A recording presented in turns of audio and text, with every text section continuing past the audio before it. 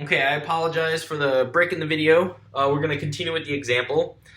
This time it wasn't my computer just stopped recording. I didn't notice it was on low battery, so it died. I apologize for that. But if you recall from the very end of the video, I saw it right when it died. We had this equation, and like I said, it was a very easy equation to solve. All we have to do is add 1 on each side, and we get x is equal to 1. So we've got a critical number at x is equal to 1. Okay? So that critical number, if you recall, all critical numbers are either local mins or local maxes, or they could just be spots where the graph has a horizontal tangent. Okay? So this could possibly be a local min or a local max. We will see. Okay? So we were doing the finding intervals of increasing, decreasing. We needed our critical numbers because now we're going to put our critical numbers, in this case just critical number, on a number line. And as you see, it splits our number line. Now, you got to recall, our number line starts at 0. We cannot use 0 as a test value because it's not in our domain. Ideally, yeah, we would like to use 0, but we can't in this case. So we have one interval going from 0 to 1, and we have a second interval going from 1 to infinity. So I'm going to pick test values out of each interval. I'm going to pick 1/2, and I'm going to pick 2. Now let's find increasing intervals. Increasing, that's the derivative greater than 0. So here's our derivative. Let's go ahead and plug in our test values and see, are they greater than 0? So f prime of 1/2, is this really greater than 0? So that's negative 1 over 1/2 squared plus 1 over 1/2. This right here is 1/4 with a negative out in front. So then the reciprocal of it would be negative 4, plus this one would be 2. I know I'm doing this a little fast, but you could type this in on your calculator. Remember, you only care about the sign. Is it positive or is it negative? Well, this is equal to negative 2. Is negative 2 greater than 0 because we're testing for increasing intervals? Is negative 2 greater than 0? It is not. So this interval did not work. It is not an increasing interval. So we know we must be decreasing on this interval. So now let me go ahead and try the test value of 2. Is the derivative evaluated at 2 greater than 0? Well, negative 1 over 2 squared plus 1 over 2. Well, this is negative 1/4 plus 1/2. A quarter plus a half, or sorry, negative a quarter plus a half is equal to a positive a quarter. So is a quarter, positive a quarter, greater than 0? It is. So this interval worked. So we know we're increasing because that's what we were testing for. We know we're increasing on this interval and we're decreasing on this interval. Okay? So let's go ahead and write our results. So increase from 1 to infinity. Let's continue it. Decrease from 0 to 1.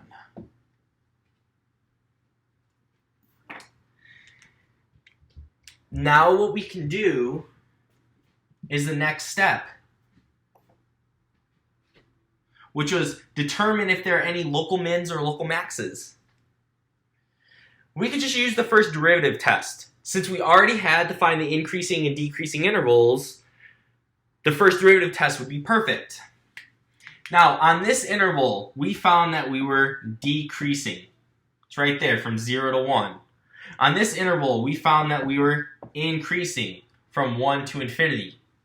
So the first derivative test says there is a local minimum at this value at 1 if I go from decreasing to increasing. Again, let's think about that. If there's a local minimum, because that's how I drew it, we go from decreasing, so I've got negative slopes over here, and I've got positive slopes over here. So I go from decreasing to increasing. That tells me that there's a local min at that critical value. So this critical value, we have a local minimum.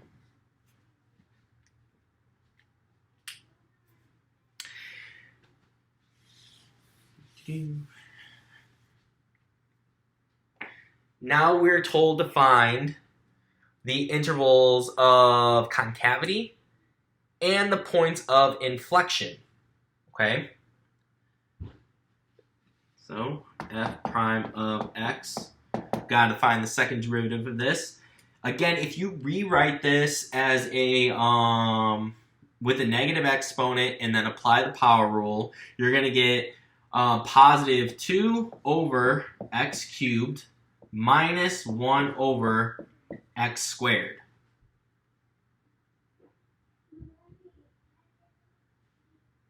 Okay? Just a simple power rule.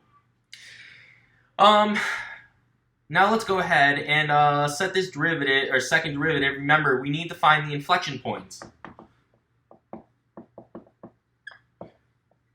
Because when we find the inflection points, that's where we're gonna, those are the numbers we're gonna put on our number line to find the intervals of concavity. So let's just set the second derivative equal to 0 and solve. Negative 1 over x, positive 2 over x cubed, I was looking at this one for a second, minus 1 over x squared equals 0. And I'm going to solve it just like I solved the last one. I'm going to multiply both sides by the least common denominator, which is x cubed in this case. I get 2 minus x is equal to 0. If I distribute this here, the x cubes cancel, just leaving me with the 2 on the numerator. If I distribute it over here, we got the minus sign. X cubed divided by x squared is just x equals 0. And then this turns out to be a very easy equation to solve. X is equal to 2. All right, so go ahead and get rid of this. Get rid of this. So, inflection point, x equals 2. Now what we can do is test for our intervals of concavity. So if you recall, it's just like the first derivative test, except for you use the inflection points on your number line. You pick test values. I'm going to pick the test value 1 over here. I'm going to pick the test value 3 over there. Okay? Again, our interval, our domain starts at 0. Normally, if I could, I would pick 0, but it's not in our domain, so I have to avoid picking that. Okay? So I'm going to pick 1 and I'm going to pick 3. So let's go ahead. F double prime of x is greater than 0. This is concave up. Let's test for concave up. So that says take the second derivative, take our test values, plug them in. Plugging in 1 is very, very easy. This is 1 cubed, 1 squared. So everything's being divided by 1. We don't even have to look at that. You get 2 minus 1, which is equal to 1, which is greater than 0. 1 is greater than 0. So since we found an interval that is greater than 0, we know we're concave up. So we're concave up on this interval. Now let's go ahead and do f double prime of 3. Well, that's 2 over 3 cubed minus 1 over 3 squared. That's 2 over 27 minus 1 over 9. That's going to give you a negative 1 over 27.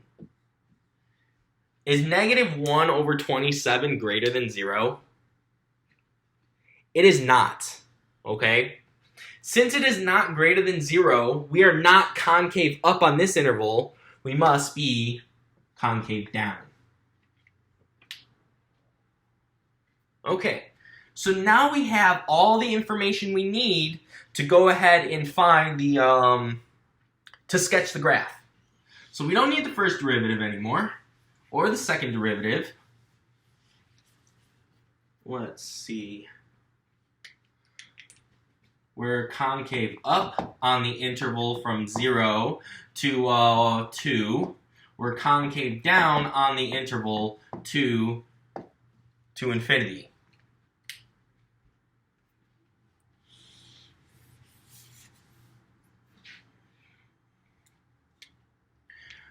Okay, let's go ahead and find our local min. Let's find the actual point.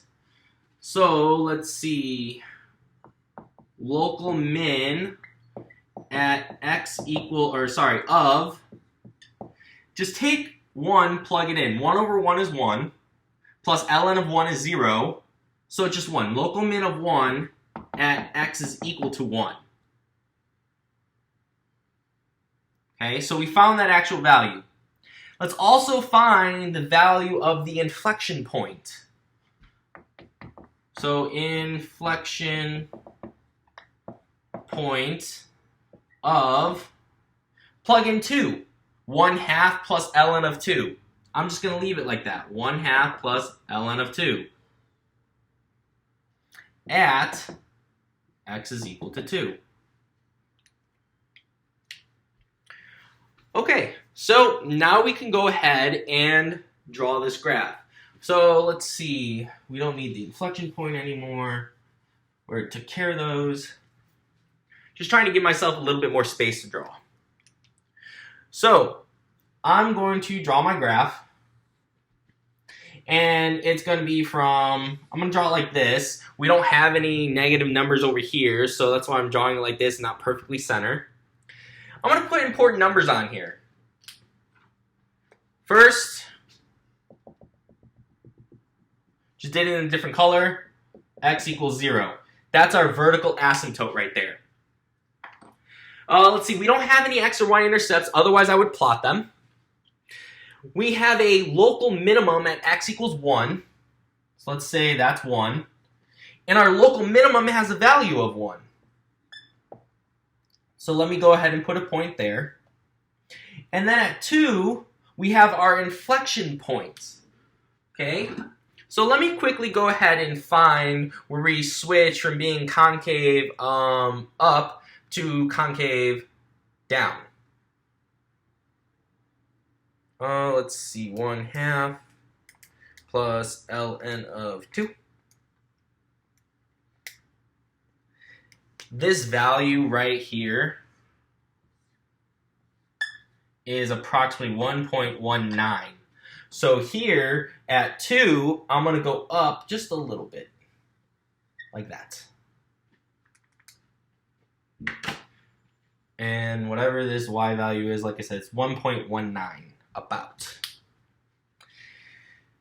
Alright, so how to draw this graph. As we get closer to here, we're going to go up to positive infinity. As we go to 0, oh, that's something we didn't talk about. We'll talk about it right after I get done sketching the curve. How do we know that the graph goes up to positive infinity up here, or if it goes down to negative infinity down there? It's a very good question. Now we can infer that this is a minimum. So the only way for it to be a minimum is if it looks like this. Okay. Now, not only that, we found the decreasing intervals. From 0 to 1, we have to be decreasing. So that's another hint why we have to come down from this way. So I'm decreasing from 0 to 1. So I'm decreasing from 0 to 1. I'm increasing from 1 to infinity, so it should always be increasing. But now I'm concave up here, all the way to 2, concave up from 0 to 2, and then here's where it switches to being concave down. It goes something like that. And it's a slowly growing function. It keeps getting bigger and bigger. It looks more like a log function over here. And then it looks more like the 1 over x graph over here. Okay? Now we can see that we're increasing from 1 to infinity. Everywhere I draw a tangent, it's positive sloping upwards. We're decreasing here because everywhere I draw a tangent, we're going downwards. But yeah, there's the graph. Again, look at your calculator and check to make sure you got a good, accurate picture of what it looks like. Now, I do have a problem for you guys to do. The solution will be uploaded on Blackboard. Let's go ahead and talk about the limit as we go to 0 real quick. This is where you would use some knowledge that you have from section 4.4, L'Hopital's rule, okay? Let's take the limit as x goes to 0, and it has to be from the right, of 1 over x plus ln of x. If I plug 0 into there, I get 1 over 0 plus ln of 0. Well, 1 over 0 coming from the right of the 1 over x graph goes up to positive infinity. Okay? ln graph. As I approach 0 from the right, it goes down to negative infinity. So look what we have. Don't we have an indeterminate form of infinity minus infinity? This was an indeterminate difference, if you recall from section 4.4. So what we can do is, as we get to 0, let's go ahead and evaluate the limit. Where does this limit go when we get closer to 0? As I mentioned before, we can infer that the graph goes to positive infinity based on the other information that we found. But if we didn't know that information, we could see whether it goes to positive infinity or negative infinity by evaluating this limit. So, limit as x goes to 0 from the right of 1 over x plus ln of x is equal to infinity minus infinity. So I have to rewrite this. It's an indeterminate difference. What you want to do is pretty much just treat these like fractions and put the fractions together. So I could rewrite this as limit as x goes to 0 from the right of 1 plus x ln of x all divided by x.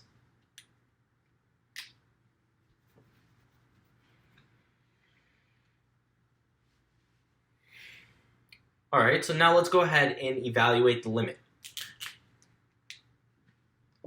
Equals 1 plus 0 ln of 0 divided by 0.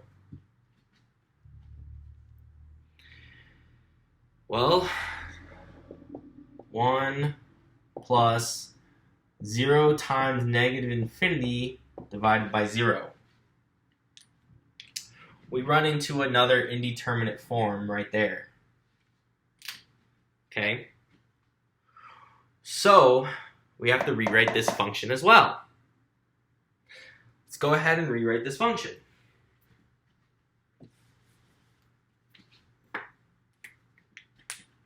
So this is the same thing as limit as x goes to 0 from the right of 1 plus ln of x divided by 1 over x.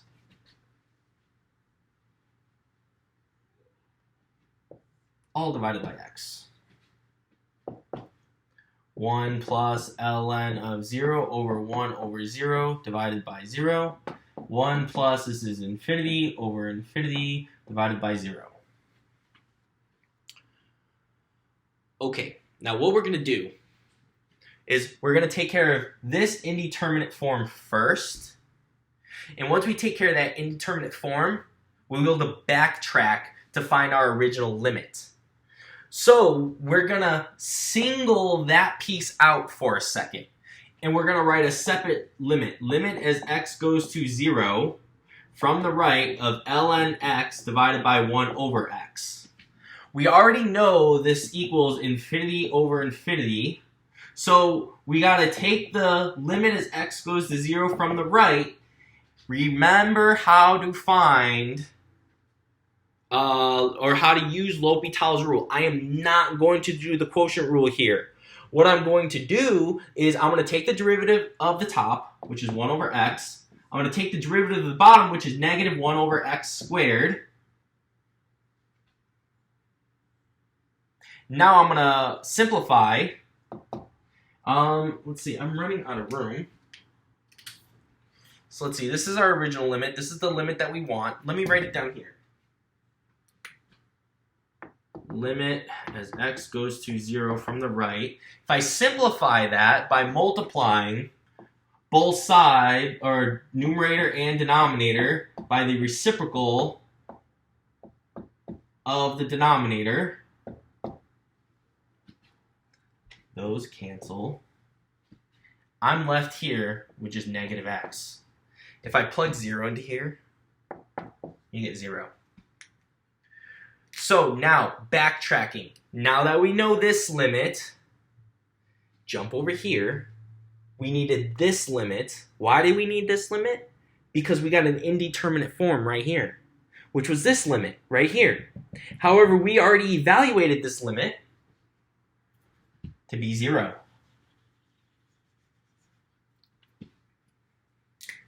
So we can put a 0 here. Now we can go ahead and finish our limit. 1 plus 0 is 1. So let me erase this. 1 plus 0 is 1 over 0. 1 over 0 in a limiting sense goes to positive infinity. So then we know we've got our final result.